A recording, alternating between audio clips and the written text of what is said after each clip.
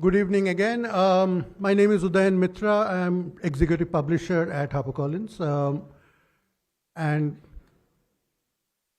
great pleasure to welcome all of you to the latest edition of the Harper Lecture to be delivered by Rajdeep Sardesai, and which is going to be followed by the launch of his new book, which published by HarperCollins, 2024, The Election That Surprised India.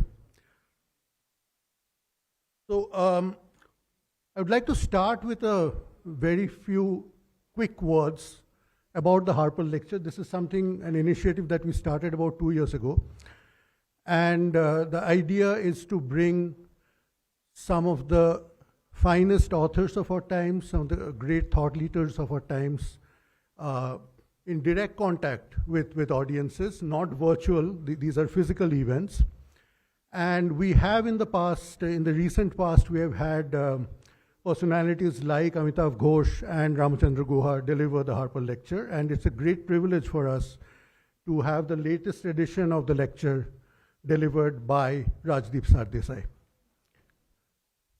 Rajdeep, I don't think I need to introduce him to any of you. We all know him, have admired his work, have watched him on TV, have read his books for years and years and years. He's an award-winning journalist, TV news anchor, author. Currently, he's the consulting editor and lead news anchor for the India Today group.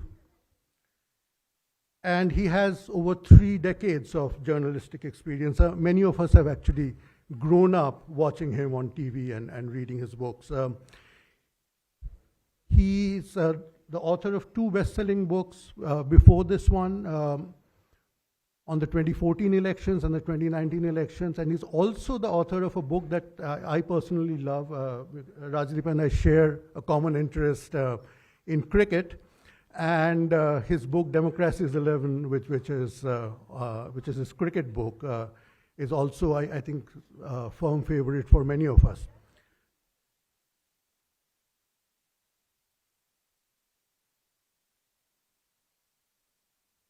Now, it is, like I said, it's an honor to have Rajdeep deliver the lecture. And that is, part of that is because he is somebody, we have very few people like Rajdeep amongst us anymore. And that's a pity, but it's a real joy to have someone like Rajdeep. Tremendously insightful, says it like it is, always forthright, always on the ground. I mean, you've seen his coverage of the 2024 elections. And he has always, over the past 2 books and in this book as well, he's brought the drama of the elections to life. But that's not the only thing. The other thing is that when you read the book, some of you might have had the chance to read it already, those of you who haven't, you'll see that this is about as comprehensive a view that you might have of what happened in the 2024 elections and why the elections unfolded the way they did. What is the backstory? What are the inside stories? Why did things pan out the way they did? And it's not a story that begins and ends in 2024 at all. It is a story that begins at least 10 years earlier, and it is a story that will go on for years to come. That is one of the things that makes this book so very special. The other thing, of course, is Rajdeep's inimitable way of writing and saying things. It's a joy to read. It's, I think, close to 500 pages, but it's an absolute page turner. And those of us who have worked with him on the book, it was just a joy to read through it, to edit it, and finally to take it to publication. We will have the launch of the book a little bit later in the evening, the formal launch of the book. Today is Constitution Day, as many of you know, 26th November. 1949 was when the Constitution was adopted, and we are celebrating 75 years of the Constitution, the defining document of independent India.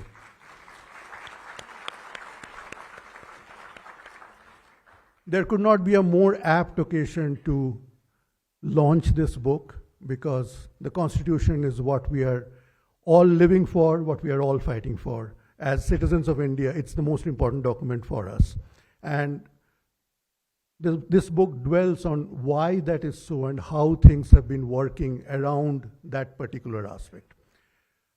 So as I said, we are the formal launch with eminent dignitaries who will be launching the book and then speaking on the book will happen in a bit. But first, I wanted to invite Rajdeep Sardesai up on stage to deliver the Harper lecture. Please.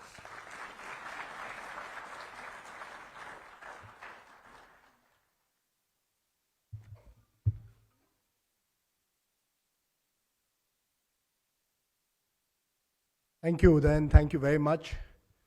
And thank you to each and every one of you who's here on this very special occasion. So thank you all for being here despite the Delhi traffic, the pollution, the VVIP culture. And I was told when I was coming in, someone said, "Why are you wearing orange today?" And I just wondered whether we've reached the stage where even colors determine one's ideological preferences or otherwise. This is purely, I pick up the first kurta that I get out of my cupboard. And it so happened to be orange. There is absolutely no other reason. And I'm not apologetic about the color. No one has a monopoly on any color. And the wonderfulness, and that's the magic of this wonderful country like no other. That this is the most diverse country in the world today. And I will, in some form, expand on that, because I do believe part of this 2024 verdict and what we see across India in every state election is really what I call the diversity dividend. So you can have one party that can score this tsunami-like victory in my home state of Maharashtra and then virtually drown out the fact that there is another state of the Indian Union that also exists called Jharkhand. And that every Indian state is so distinct and diverse from each other that it makes India this true mosaic like no other country in the world. And to capture that in one color or one leader or one religion is simply impossible, and thankfully so. So thank you very much, ladies and gentlemen. I deem it a very great honor and privilege to be asked to speak at the prestigious Harper Collins lecture on the occasion of the release of my book 2024, The Election That Surprised India. I'm especially delighted that Harper has chosen this memorable day and this particular venue to hold this special event. This lecture and book release takes place on the 75th anniversary of the making of our Constitution, a remarkable document that truly embodies the idealistic spirit of our founders who placed the sovereignty of citizens and their freedom at the center of the Indian Republic. Not to forget, ladies and gentlemen, that great leader who towers above all else in this room. Sadly, Jawaharlal Nehru has been trapped and vilified in a hyper-polarized new India. But truth is that it was Nehru who was the key driving force behind the idea of a one-person, one-vote general election project at a time when many countries emerging from the yoke of colonialism chose despotism and dictatorship to democracy and democratic values. So I dedicate this lecture to the memory of the great man. We often forget that editorials were written at the time calling it the greatest gamble in history. And there were those who said, including Winston Churchill, who said one man, one person, one vote, and we gave women vote even before the United States did, would result in the balkanization of India. Far from it. We are, as our elections show, at least at election time, a country where whether you're a Mukesh Ambani or whether you're living in a chawl in Dharavi, you have the same right, at least for that one day in 5 years. Ladies and gentlemen, from 1952 and the first general election, when ballot boxes were carried on camel and horseback, and the entire exercise took several months to complete, to now the 2024 general election with a 97 crore electorate and electronic voting machines spread across more than 10 lakh booths, this country and its electoral process have come a very long way. I recall being part of live TV coverage on Doordarshan of the 1996 elections, where the counting stretched on for 3 days, and where you didn't have to worry about TRPs because you could be sure the entire nation was glued to the screen, quite simply because they had no other option. In fact, some of you might recall those historic elections of the 80s and 90s, famously anchored by that unique Jugalbandi of Dr. Pranoy Roy and Vinod Dua. And the telecast would only be interrupted to showcase a hit Hindi film. From riding on a chariot with N.T. Ramarao, one of a kind, to being taught how to milk a cow by Bihar's colorful leader Lalu Prasad, to going horseback once with the most famous bandit of the Chambal, Phulan Devi, to tailing Narendra Modi's Gujarat Yatra in 2002, to watching the high drama unfold when Sonia Gandhi refused the prime ministership in 2004, election reporting has been mostly a joyful and great learning experience. Which is why I thought I would use this lecture and this occasion to reflect on 10 things or 10 features of Indian elections that I believe have changed over the last 35 years of covering elections in this crazy but wondrous country. Firstly, I must confess that I find the band, baja, barat, echo sound around an Indian election far less than in the past. Blame it on the Election Commission, not under Dr. Qureshi, but even before him under T.N. Seshan in the 1990s. But somehow the shortened campaign period and restrictions on timings, use of loudspeakers, posters, buntings have meant that some of the color has gone out slowly out of electioneering. Yes, you still have glitzy road shows and star campaigner rallies. What else will you have when you have a prime minister who's a master event manager? But barring a few states like Tamil Nadu and Andhra Pradesh, the Indian election is no longer quite like the first day, first show blockbuster film we all queued up to watch. It's as if silent, invisible underground tactics have replaced the highly visible riot of color and tumult that once marked this magnificent exercise of voting in the world's largest democracy. Once the election landscape was marked by balloons and dholaks, now there is a silent but cutthroat competition for media space. In fact, in Maharashtra this time, many candidates told me that organizing rallies of top leaders was more a headache than a useful electoral weapon. They are costly and their impact on voting preferences is uncertain. Why would anyone really go and listen to a leader in midsummer heat when you could just as easily live stream the video and watch it on your mobile? That a fair few people still go to political rallies only suggests that Indians, especially in small towns and villages, still see elections as a day out, a chance to move from the drudgery of daily life. Which brings me to my second and critical point of change. You would normally think that the curbs that have been put in on candidate expenditure might reduce the role of money in elections. Sadly, and this is the real paradox which we all need to think about, just the reverse has happened.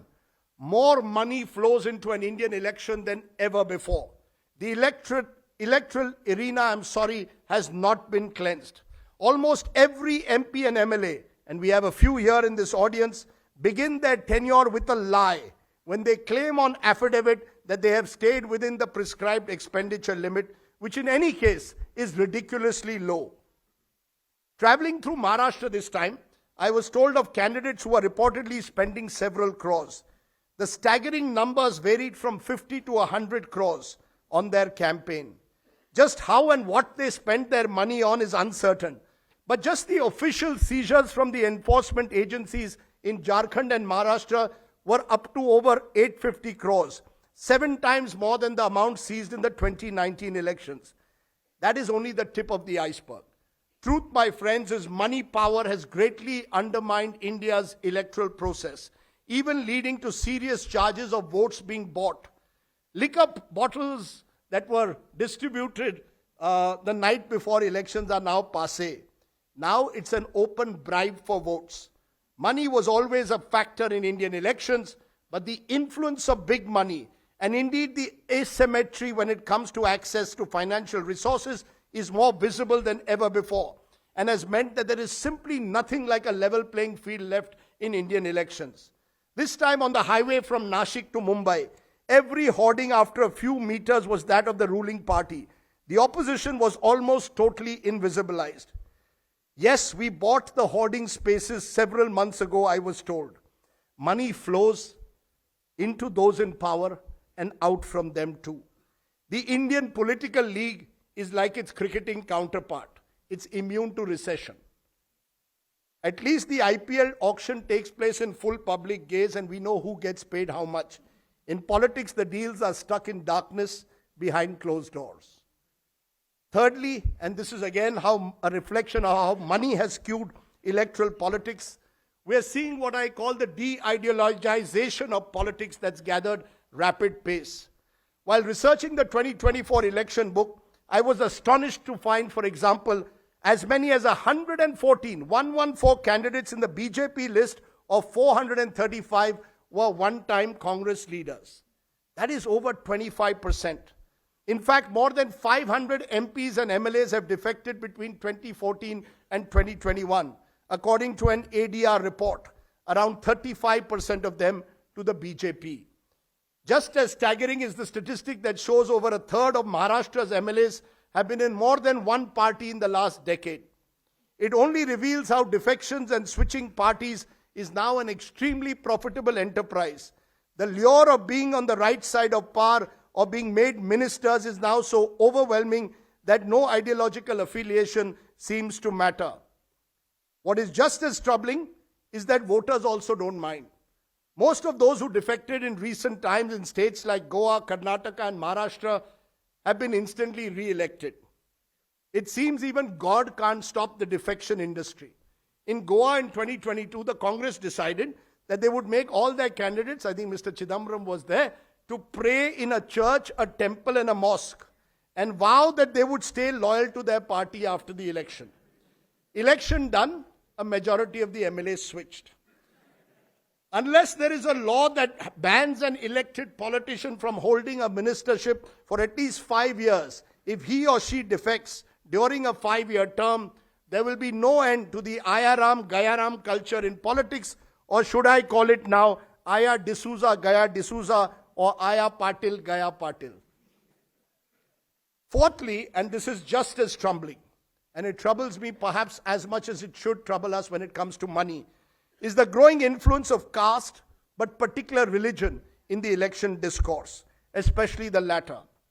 When patently communal dog whistles like vote jihad and batenge to katenge are used at election time by top leaders to spread fear and hostility and consolidate a vote bank, it reveals the extent to which even top politicians will go to divide and rule.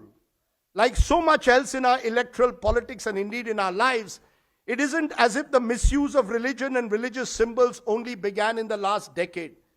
It's only that what was once the exception has now been normalized. Warnings of Mangal Sutra and buffaloes being snatched away by Ghuspetiyas, or Goli Maro war cries in the city in which I deliver this lecture at election meetings, or a Muslim cleric calling for a social boycott ahead of the Maharashtra elections of those who vote for a particular party, expose the disastrous coarsening of the public discourse in this country.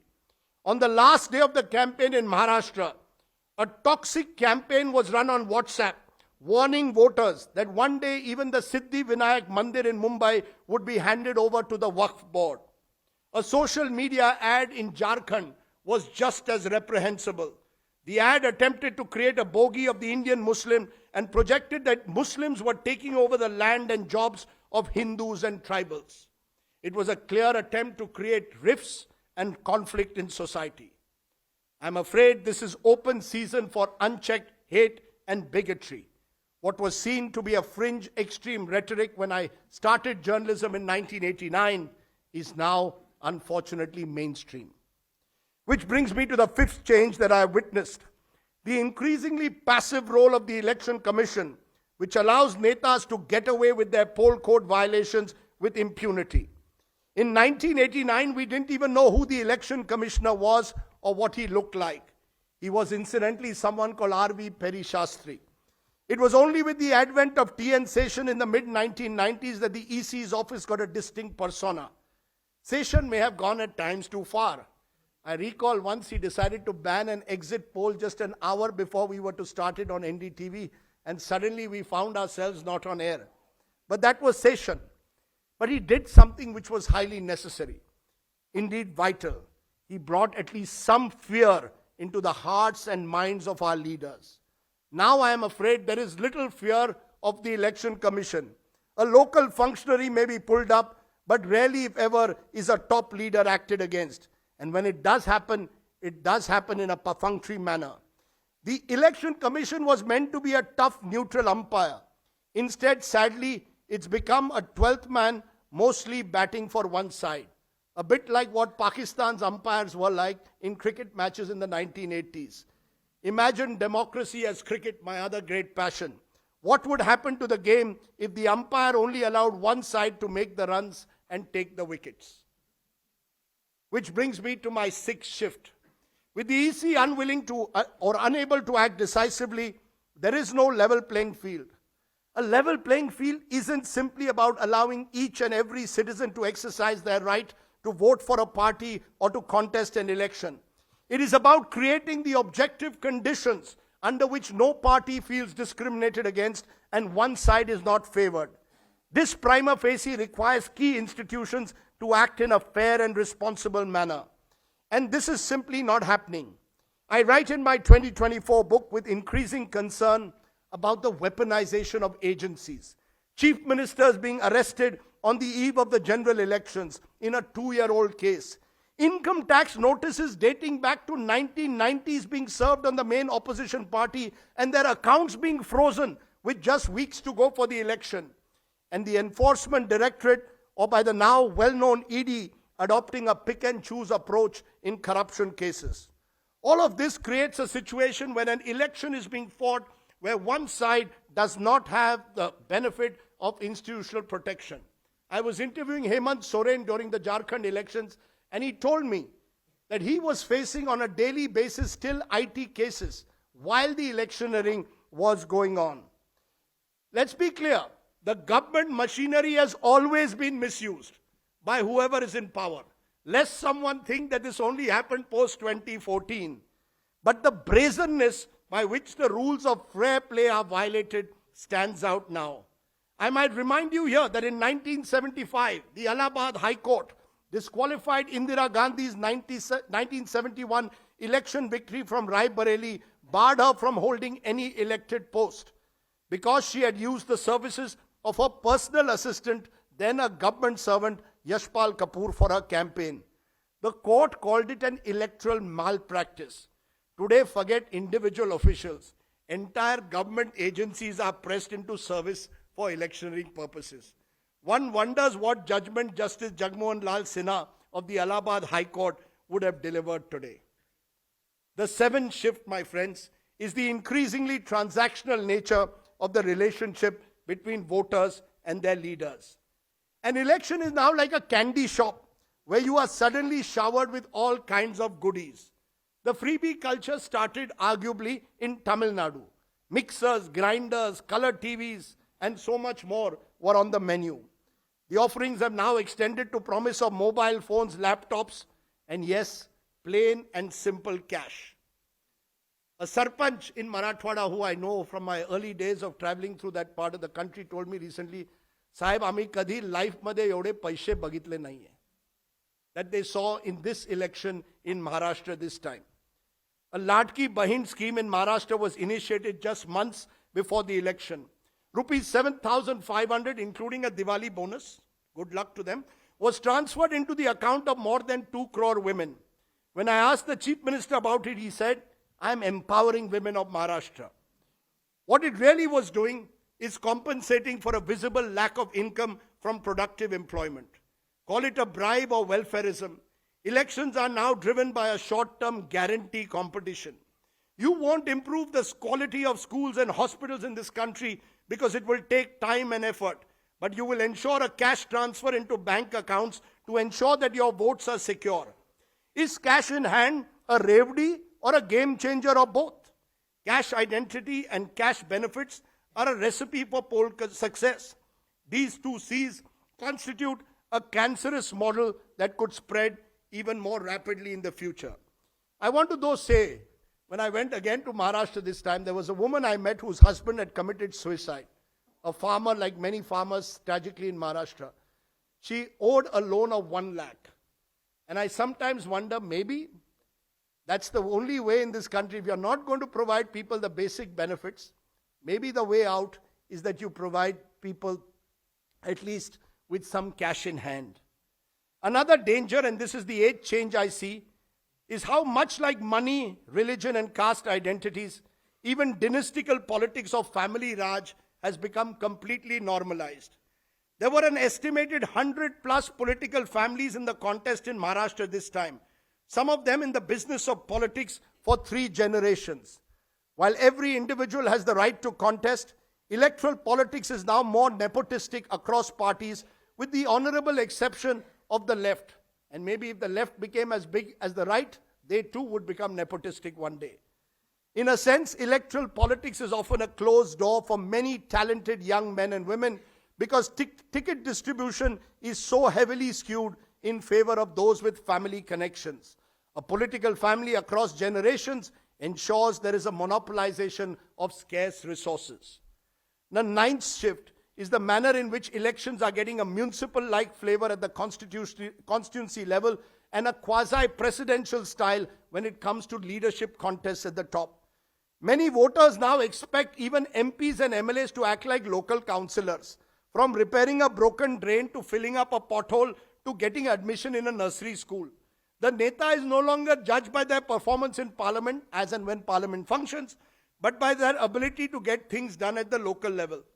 Not surprisingly, the lucrative business model, for example, and I again use my home state like Maharashtra, involved this time ruling party MLAs being allotted huge funds for road repair.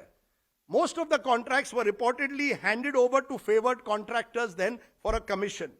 Janta was happy, roads were getting repaired. MLA was happy, he's getting the money. And so the circus continued.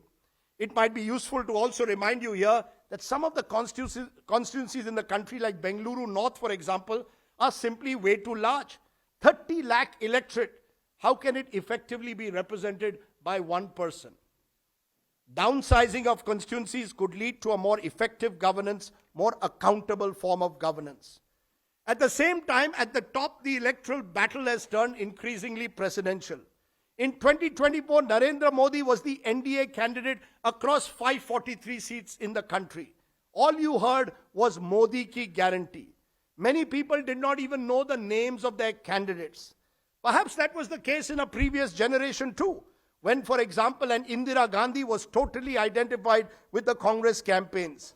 But in this multimedia age, it is so much easier to craft a larger-than-life personality cult around an individual and have it projected into 24/7 media from which there is no escape. Which brings me, my friends, to my 10th and final shift, which is, well, the elephant in the room, the media. I must confess that when I was writing that final chapter on the media in this book, I was wondering whether I should. And then I said I would be dishonest to the next generation if I didn't. Media narratives in the 1980s were doubtlessly heavily weighted in favor of those in power, then mainly the Congress. It's just that at election time, there seemed to be in those days at least a genuine attempt to ensure that both sides got equal coverage. And importantly, that questions were asked to both sides. I recall tracking VP Singh as a young journalist in that famous 1989 campaign in Mumbai. He was the opposition's face, who was given ample coverage across newspapers and was happy to take all questions thrown at him. Today, I'm afraid the camera relentlessly follows specific individuals in power at election time, as if in a trance. If All India Radio was called All Indira Radio in the emergency years in the mid-1970s, Doordarshan performs the role of His Majesty's voice even more effectively now. Private news channels, or at least a number of them, sadly, are scarcely different. In terms of content and coverage, one party and one leader are all that seem to matter. The questions are asked to the opposition and not to those in power. Like the Congress of yore, the Modi-led BJP dominates the news agenda like never before. Certainly not since the 1975 to 77 emergency interlude, and I wasn't around at the time. I must confess to having some amount of personal disillusionment at the fate of today's media. A journalist for almost 40 years, I have taken pride in India's press and its responsibilities to be fair and accurate. The press in this country has a great inheritance of speaking truth to power. Yet today I wonder if those ideals are being strongly maintained. Indeed, had it not been for the rising tide of social and digital media, it is possible that the opposition story in particular would have been entirely lost in the cacophonous drumbeat of Charso Par that the party in power had put out across media platforms. The media's role at election time deserves a separate lecture, and dare I say, another book. But let me end today on a more hopeful note. This is, after all, the 75th anniversary of our Constitution. And despite the many concerns that I have voiced, I still remain a cheery optimist, particularly when it comes to electoral democracy. Truth is, elections in India are now more competitive than ever before, fiercely contested with a wide variety of candidates reflecting the energies and aspirations of a restless, evolving citizenry. Not every candidate is a dynast, and many of them have remarkable life stories to share. Gender power in particular, both amongst voters and candidates, is now gradually redefining electoral politics. You get the Mahila vote, you can win an election. Just look at how consciously every party now woos the woman voter. Which is why, as I said, I want to end on a more positive note. In one of the chapters in my 2024 book titled Stories of Hope, I suggest that money power is a necessary but not a sufficient condition to win an Indian election. Where else but in India would a Sanjana Jatav, a 26-year-old Dalit mother of two from Rajasthan, or Geniben Thakur, the only Congress person to win a Lok Sabha from Gujarat in over 10 years, win an election? Geniben, in fact, crowdsourced her way to a famous victory against the odds, while Sanjana became an Instagram star. There are many others too, some of whom are here, who are making their mark at different levels, from panchayat to parliament. In that sense, my friends, despite the many distortions that have crept into our electoral system, we need to live in the hope that things will eventually get better. Fir subah hogi. Or as the great Sahir Ludhianvi would have said, wo subah kabhi to aayegi. Thank you very much, ladies and gentlemen. Thank you.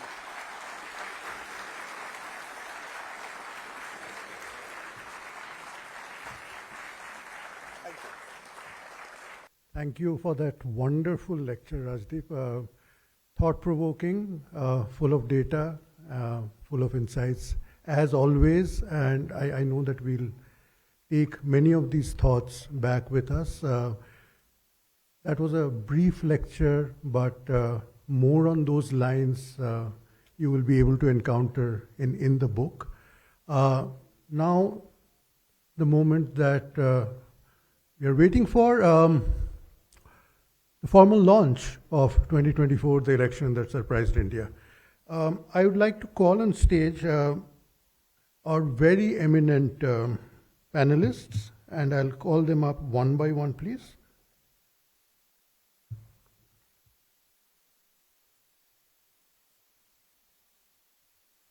P. Chidambaram, Congress MP, former Home and Finance Minister. Sir, please.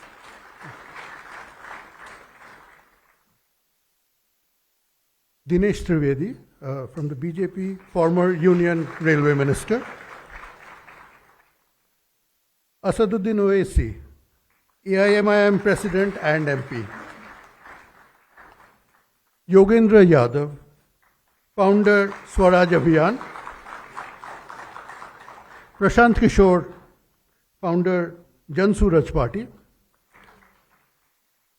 Mohua Moitra, All India Trinamool Congress MP, Lok Sabha.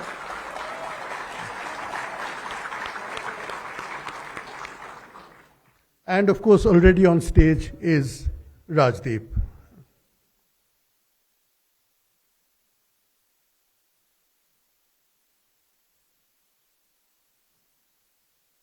we'll all unveil the first copy of the book.